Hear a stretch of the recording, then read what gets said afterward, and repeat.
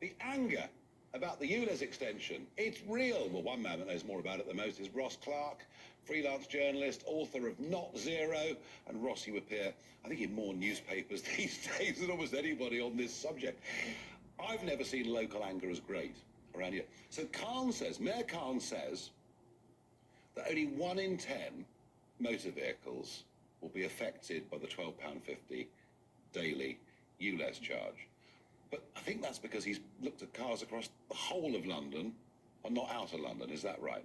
Well, it may well be. Of course, it will be higher in certain parts of London, poorer parts of London. But the point is, that 1 in 10, that 1/10 of cars, they're the cars that are owned by the poorest people, the motorists who are struggling, your nurse who needs a car to go on night shift and can't use public transport. That could be 25 quid, couldn't it? Well, exactly. If you're going one day and then home the next day, it'll be 25 quid. It works out nearly 3,000 quid a year.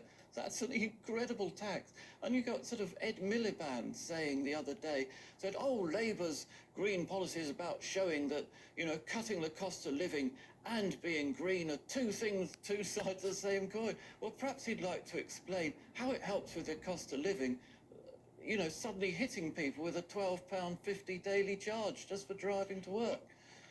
I think those figures are wrong because there aren't many old bangers in Islington, or in Hampstead, or in Clapham, or in Fulham. The older cars and the older vans are on the edges. I would reckon out where I am, it's probably 3 out of 10, not 1 out of 10. But I mean, we'll see how. But you're right, it impacts on the poorest.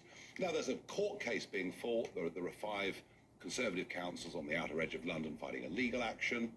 The impact of this by-election, there are a handful of Labour seats on the edge of Greater London, but there are 3 or 4 Conservative seats that Labour would like to win on the edge of Greater London.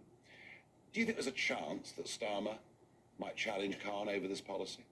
Well, he already has asked him to think again. Khan's sort of standing firm, isn't it? But, the penny is beginning to drop now in Labour and also in the Conservatives that you are not going to sell green policies to the public if they're going to whack them with massive bills.